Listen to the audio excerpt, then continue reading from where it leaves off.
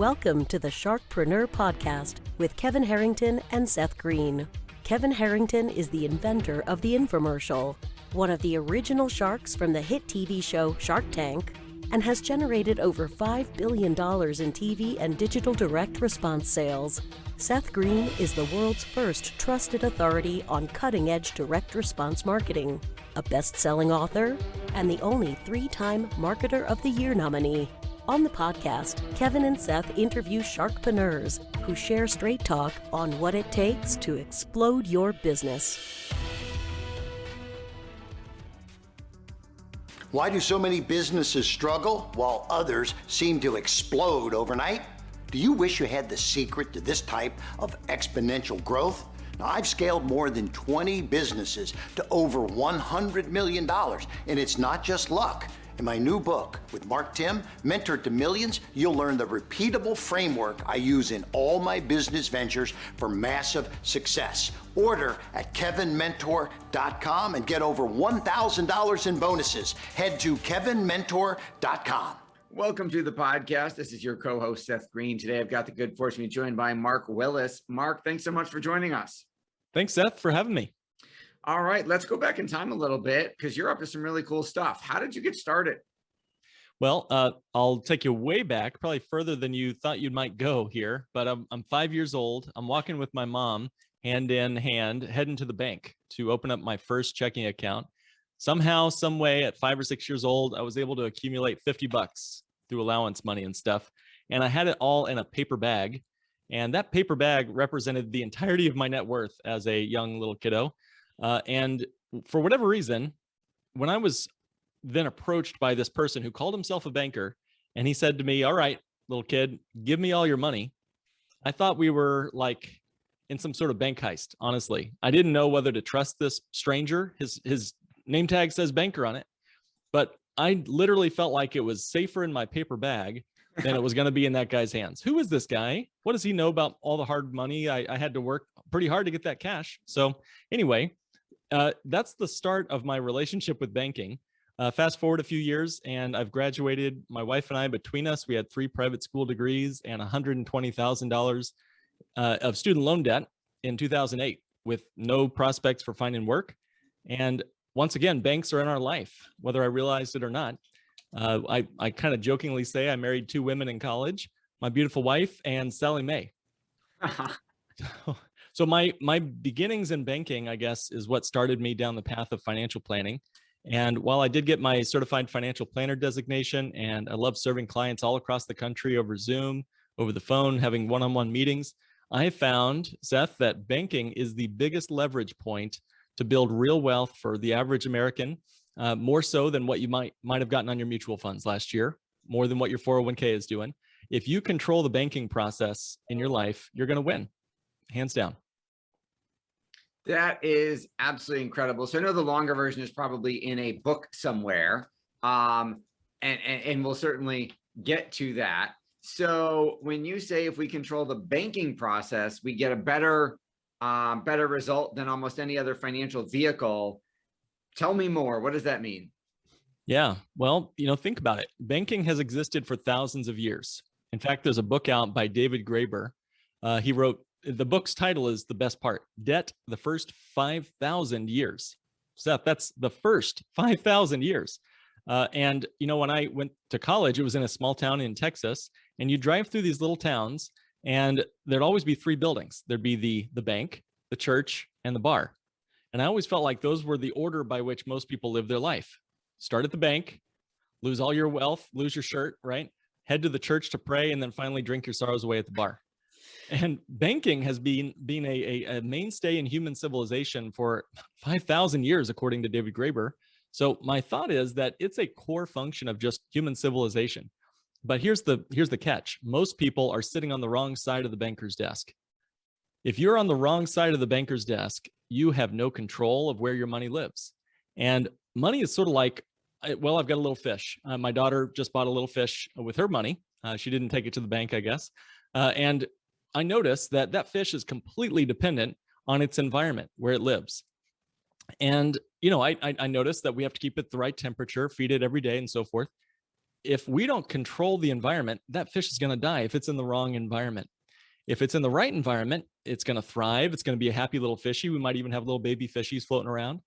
So that's the reality of things. It seems like when we control the environment where our money lives, it's going to thrive, it's going to reproduce. But when other people control the environment where your money lives, they're going to win, hands down. And that's where I think banking really comes into play. Where your money lives is either going to be in your bank or somebody else's bank. And there's almost no other two ways about it.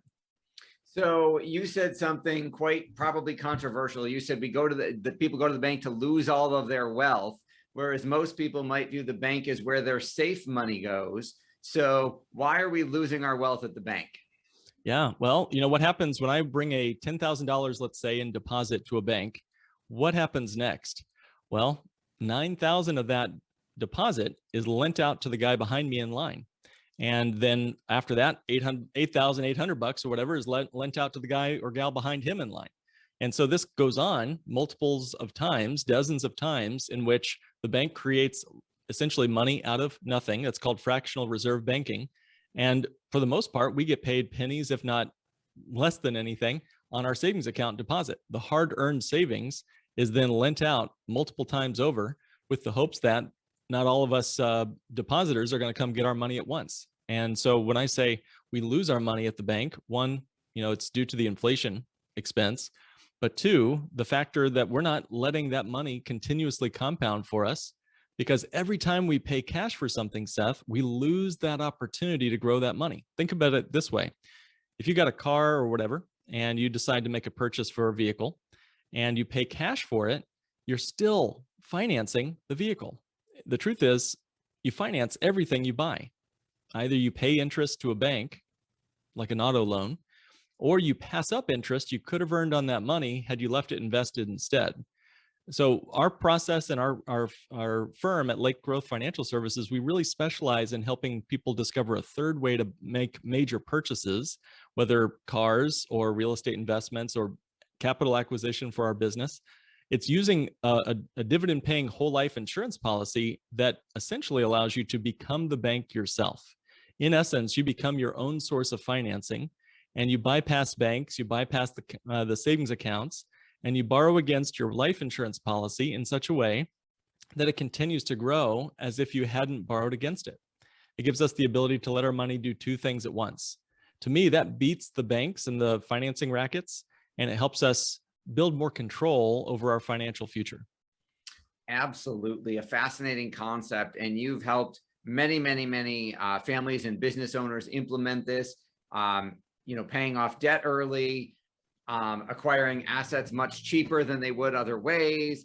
So what do you find are the most common misconceptions people have? I mean, you talked about a big one, thinking the bank was safe and we're actually losing our money. What are some of the other most common misconceptions people have when you share this concept with them? It's comes with a lot of baggage, whole life insurance, especially if you listen to certain gurus on the radio. So I had to overcome my own sort of bias toward it. In fact, my friend and former professor, he had brought it up to me originally, and he referred to it as a bank on yourself designed whole life policy. From our friend, and I had only, yeah, and I had only ever heard of the kind that certain radio hosts love to hate on, and so immediately my eyebrows lowered, my arms crossed, and I got really defensive. But until my professor asked me a very good question. He said to me, "Mark, is it possible that Dave Ramsey could be wrong about something? Is it possible?" That was the eye-opening moment for me. And then now realizing, I think a lot of the misconceptions are that all whole life insurance is created equal. Now, as a certified financial planner, I wouldn't be rushing out to tell anybody to just jump into anything without listening first. That's part of our process we go through with folks, having a 1 hour meeting sometimes and longer sometimes to get a high level overview of what's going on in someone's financial life. I find the biggest misconception is that all whole life is created the same and that it's all riddled with commissions and not going to have any cash value. We just helped a gentleman who is renovating some commercial real estate space, specifically restaurants, and he put in $250,000, and he was able to pull out hundreds of thousands of dollars within 30 days of starting his policy to invest and grow and increase his overall real estate portfolio in the restaurant space. And at the same time, he gets to grow his wealth inside the policy as if he hadn't borrowed the cash. So that's like his money's doing two things at once. He said to me, Mark, I've never felt so free. And I know that I've got the ability to repay my loan on my own pace. So for him, it was like a slam dunk. He had more freedom, more control over his environment where his money lives. That is absolutely incredible. Your passion's obvious. What do you like best about what you're doing? Well, it's the light that I see in people's eyes once they see and experience this alternative way of cash flow management. It really isn't about, there is life insurance involved. That's awesome. That's a great tool, but it's not primarily the death benefit most people are rushing to us to talk about. It's the capacity to be able to find their own freedom in their major purchases. I just helped another family down in Florida.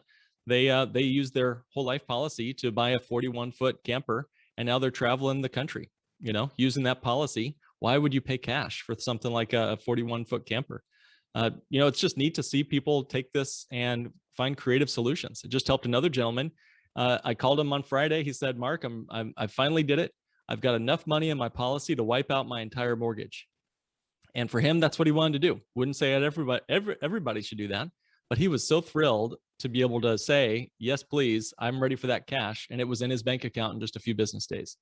And he's apparently he says he's gonna take his mortgage on his next camping trip and throw it in the campfire. That is an awesome, awesome story. You have provided a number of educational resources for folks about this. Talk a little bit about how you're trying to educate the marketplace. Yeah, it is about education, isn't it? I think really we feel like we've arrived, and I think we have a common friend and mentor who's passed away a few years ago, Nelson Nash. Yep. He would always say the arrival syndrome is the worst virus to infect humanity. If you feel like you've arrived, then you have nothing left to learn. And that was the mistake I almost made all those years ago when I first heard about this, that I had already figured it out, that I already had some corner on the truth of financial planning. Nothing could be further from the truth. We're always learning. One way in which I try to throw my 2 cents into the ether of education on this topic and others is through our podcast, Not Your Average Financial Podcast. We really try to get it out there as clearly and as succinctly and in a fun way, a not so average way, to folks that are just trying to explore this concept and learn more. We've got over 200 episodes. We've written, thankfully, me and our team members have co-authored 3 best-selling books on the topic, one for business owners, and I'd be happy to get that copy to anyone who'd like to reach out. The name of the book is How to Be an Amazon Legend and Fire Your Banker, specifically focused on e-commerce business owners. Thanks. How do our guests, that's a generous offer, how do they take you up on that? Well, you can head to our website, which is notyouraverageFinancialPodcast.com. Click on request a meeting, and in the notes of that meeting, just say that you heard about it on Sharkpreneur and that you'd like the book, and we'll get it to you right away. That is fantastic. We greatly appreciate your generosity. You are advising clients every single day. What's the best advice you've ever gotten? Yeah, I've heard you ask that question before, and I think it's a great one. It's a fantastic one. I think the best advice was somebody who told me what he wanted on his tombstone, not pepperoni, but the tombstone of his life.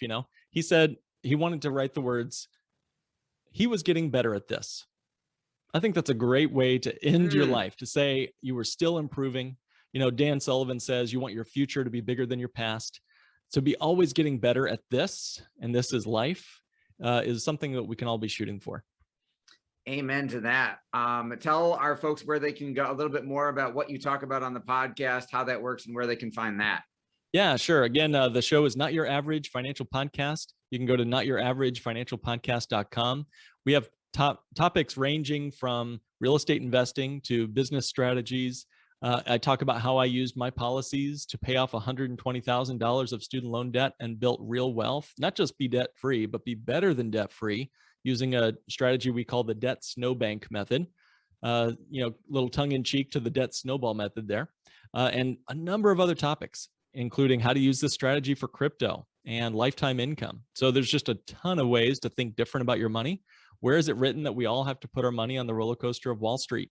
Where is it written that the 401k was handed down from Mount Sinai? It wasn't. It's not even old enough to retire yet. That's how young the 401k is.